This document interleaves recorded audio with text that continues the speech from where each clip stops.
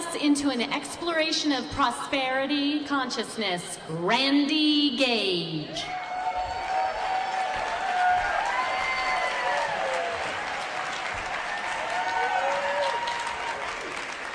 Than on the flight home from Tahiti, Air France 747. And it just so happened I was going to the lavatory as the curtain parted, and I saw this very unusual sight. Because you probably, if you live in the South, you know about chain gangs. They have a sheriff with a shotgun, and then they have the convicts. They're manacled together, and they're on the road, right, picking up litter or doing road work or something. So I looked, and I saw a section like that. And these people, strapped in. So I say to the flight attendant, is this like a prison barge or something? She says, no, that's the economy cabin. Now, you probably didn't know either, right? Did you know there's this whole other section in the back of the plane? I didn't know. Behind the curtain, these people, they're all strapped in. They throw them a bag of peanuts. And, oh, she gave me the whole can of Coke. What's up with that, right? So, now, of course, I knew I'd be coming here, and I knew this is a very inquisitive crowd, and you'd want to know about these things. So I did a little investigation. How does that happen?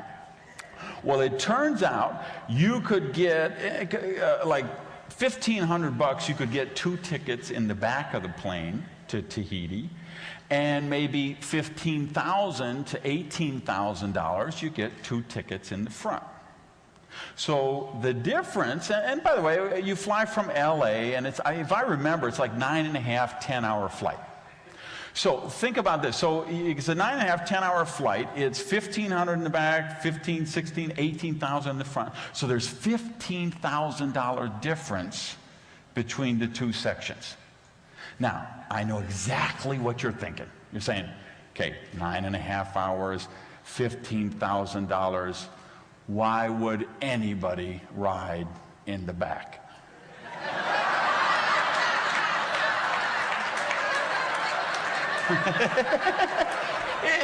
Is that not what you were thinking? Because if that's not what you're thinking, then we need to explore your prosperity consciousness. So here's the million-dollar question that begets, which is, why isn't your business doing better? Now, I learned from NSA, research your audience, find out. So what I did leading up for the last week is I read every single one of you's websites, one sheet, and packet for every person in the room. Here's what I've discovered. We have 517 people who are the #1 sales trainer in the world.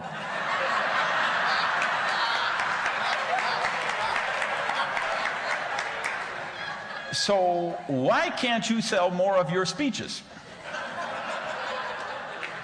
We have 893 people who are the preeminent motivator in the galaxy.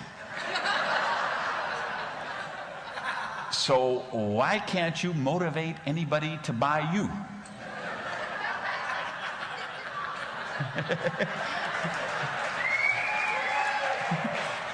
And we have about 312 people who claim they can actually move mountains with a mustard seed. So why can't you get a bureau to return your calls? Now, let's explore why you think that's the case, and then let me suggest why I think that's the case. What you think is because that brilliant marketing intern you hired from high school for $7 an hour isn't able to convey your greatness to the meeting planners. Okay? You believe it's because those ignorant bureaus don't understand how amazing you are. You believe it's because of those evil, mean, nasty screeners who are keeping your book away from Oprah. Let me tell you what I think. I believe you're not manifesting more prosperity because you are self-sabotaging yourself. And I don't know, because I did it for 30 years of my life. Okay? And I believe you self-sabotage yourself because of limiting beliefs that you have. And see, what's happening with the government, what's happening with the organized religion, what's happening with the data sphere is they're programming you 24 hours a day, 7 days a week. And you know what they're programming with you? 95, 96, 98% of the time, it's negative, lack-centered programming. Money is bad, rich people are evil, it's spiritual to be poor, it's noble to be poor. So we create this clash. We get out there on this conscious level. We go into business to say, I want to be successful. I want to make millions of dollars. I want to have a coaching program. I want to have a best-selling book. I want to sell my stuff and have my internet sites all around the world. I want to touch lives, reach millions of people beyond the main platform. And then you have the subconscious mind saying, if you keep doing that, you're going to become one of those evil, mean, nasty, rich people. So you better sabotage yourself right now so your family still likes you, so you still fit in with your friends, so you're okay in society, so people don't get jealous.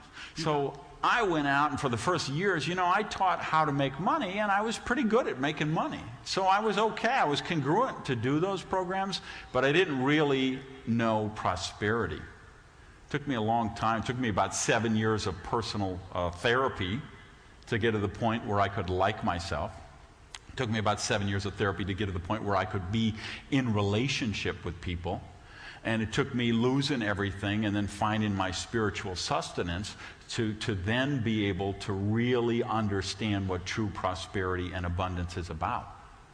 See, we got all kind of people in NSA. Well, I watched The Secret 11 times. Why am I not more successful? Let's be real, kids. Sitting home watching The Secret 11 times is not going to make you successful.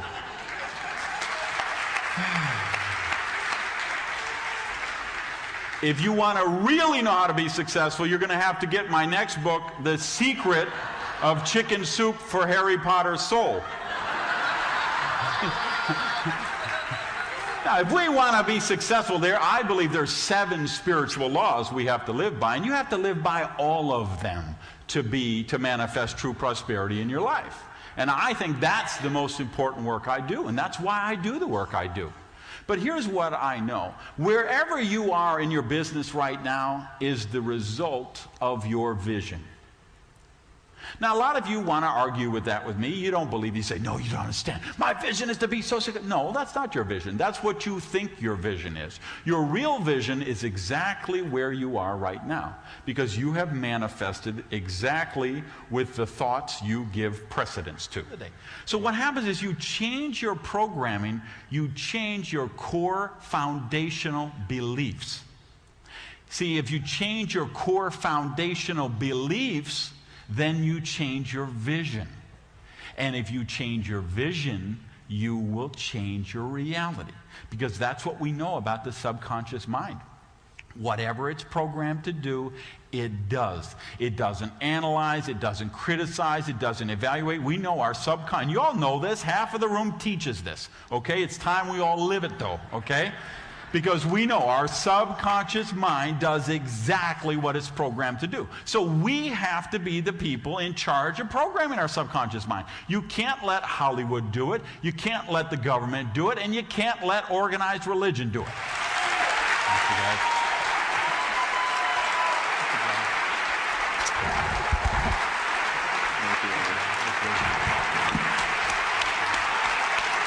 Randy Gage.